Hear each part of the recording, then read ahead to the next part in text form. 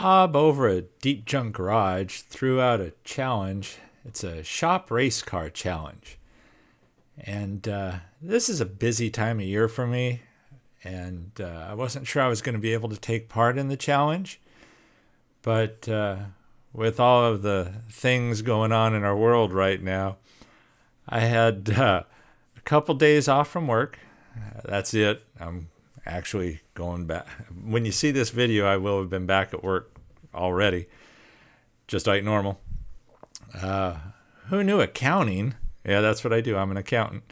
Who knew that accounting was a critical service that didn't get shut down? Sure doesn't seem like it's all that critical to me, but anyhow, that's a different matter.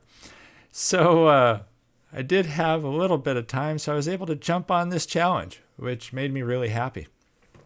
I decided to do the little Datsun, was a Bluebird 510. I love these little cars. These little Datsuns are great.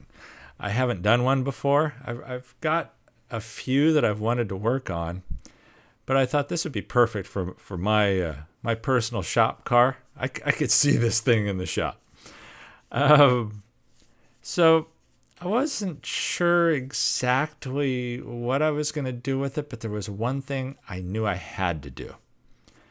Because if there's one thing I'm known for, and you'll see it later, not in this build, I don't do it in this build, but virtually every other build I do seems to have a critical component to it. So I bought through woot.com a while back. They had an HP inkjet printer. It's like $30, cheap for a little inkjet and HP. So I picked it up, and honest to God, that thing's been sitting around for at least 3 months. I got it with the intent of trying to do decals. I wasn't sure how good of quality they would be since it's a cheapo printer. But I also ordered some cheapo decal paper, decal sheets on eBay, probably about 3 months ago too, and those have been sitting around. And I thought this would be the perfect project to give it a shot on. And so I had a little bit of time to do this. So I stripped down the casting, drilled it out. This thing has real riders on it already. It's a great little casting, great little car. Steel base, real rider wheels. I couldn't ask for more. Anything that would save me time. This was the perfect project. I stripped it, hit it with some Rust-Oleum white paint, and then I got out the Sharpie paint pens and did some detailing. But back to the decals, I knew I wanted to try making up some decals. I had seen different things about people who had done them, so I gave it a shot. I basically grabbed an image off the internet, took it into Word. I've worked with Word, God, forever, at work, but not necessarily doing it with artwork. But what was great about doing it in Word, it was so easy to scale the images. It was no work at all. It was just grabbing a corner of the image and pulling it to size. So on just a top portion of a sheet, I can't remember how many I printed out. Some small ones, some medium ones, some large ones. Taking a wild crapshoot at the body. Oh, back to the video just for a second. You see these little paint stick, these little fine markers? Lee, Time Rider, put a link to them in one of his recent videos. These are the coolest little things.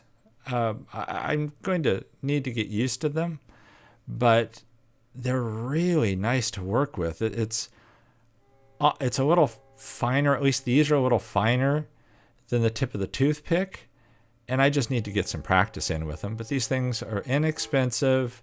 They, you see the little blue portion of it, that pops out. The yellow portion of that thing is a holder.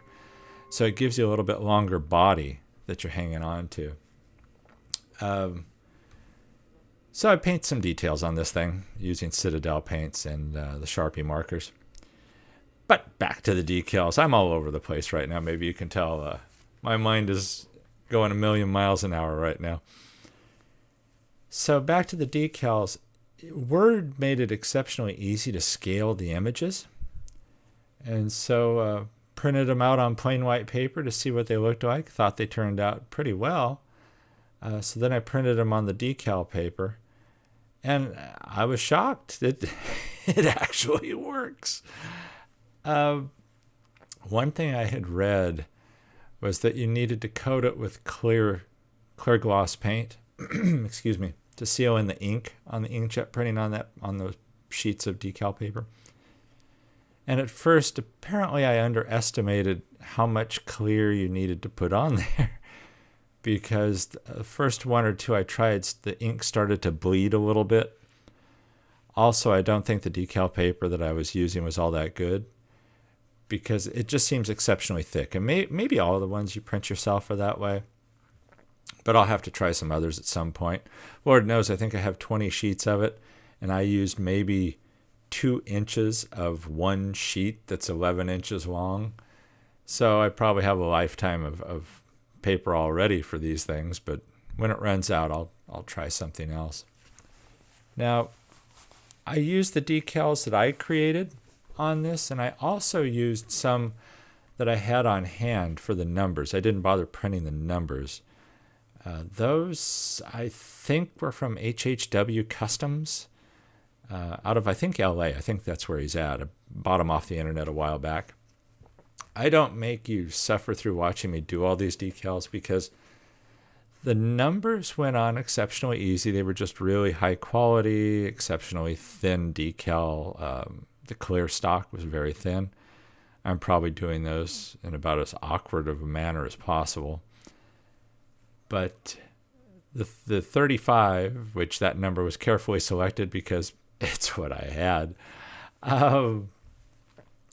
those went on great. And then when I went to go and do the JB, almost gave it away. When I went to do the ones that I created, they were a little tougher. And again, as I mentioned, the ink started to bleed a little bit on them. And I was using microset to soften the decal skin, or whatever you want to call it. And it really helped with the 35, and I guess it did help with the ones I created. But I ended up going through quite a few of the ones I created for various reasons. I was, in one case, too impatient and didn't wait long enough, and so the decal separated on me. Another couple, it bled. I recoated what was left of them a lot heavier with clear paint. And that worked so much better because they had I could really see the glossy shine on them. That protected the ink. So, you live and learn on these things. A lot of it is just practice, and you're going to screw up 100 of these things before you get it all right.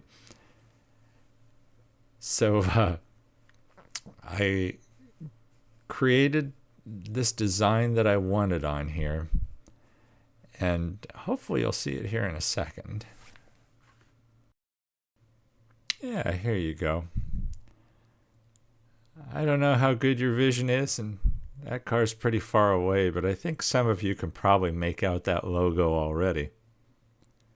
Some of you may have guessed what it is already. Let's just say I'm going hard at getting this corporate sponsorship, and Lord only knows I keep pushing. I don't hear anything from them. So this is a last-ditch effort. Okay, who am I kidding? I'm going to keep trying because I'm going to keep using the stuff. So it'd be great if I could get a tube or two for free. Or a gallon. Enough to do a lifetime of little cars. I'm sorry that I'm doing some of this off screen. Doing the decals for me is a very tedious process. I think it's a combination of vision and unsteady hands and worrying that it's going to go sideways very soon. So I basically do the rest of this. I had to do it off camera because I was having too many problems doing it. Yeah, there you see a logo up there. I was having so many problems. It was funny. I scrapped so many of those little decals. Thank God they're basically free because I printed them myself. So let's jump ahead here to where I ended up.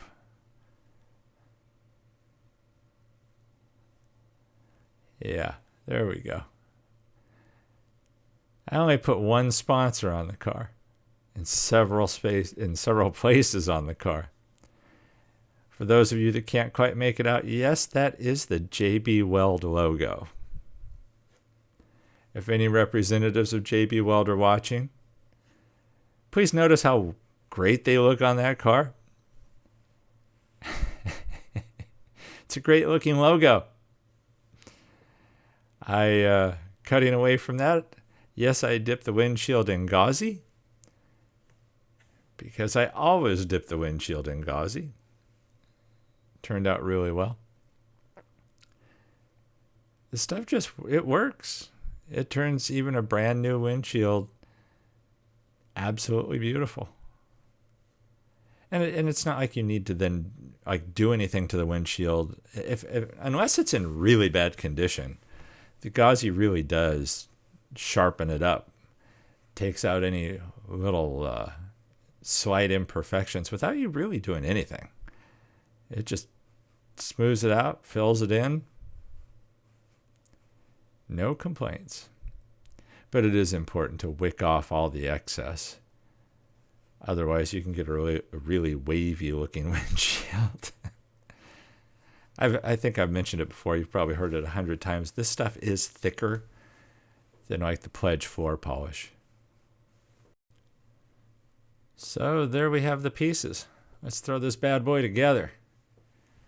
Drop in the glass. The interior had a roll cage already. It was pretty well situated. I mean, it is a little racer. There's the steel base that I was talking about. Metal base.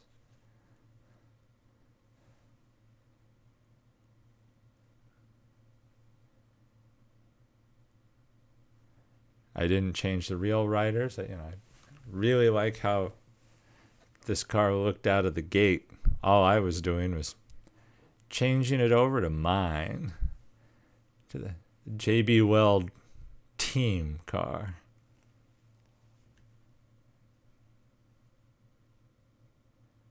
Obviously, it rolls really well, just like brand new. So there we have where we started. I'd like to thank Bob over at Deep Junk Garage for doing this shop race car challenge. I wish I had more time to devote to it, but I really do appreciate that he threw it out there. And for the next one, I know I'll have more time, but I was really thrilled to be able to participate in this. I'm sure a lot of people are working on this. It looks like it was having a great turnout. Please watch those other videos too. I'm sure there are some incredible cars, some incredible race cars that these other shops have. And here's my shop car, the JB Weld factory sponsored car in my dreams. I'm pretty happy with the decals. I mean, it was my first shot at doing them. And I took their corporate logo. Yeah. It's not like I designed anything on my own.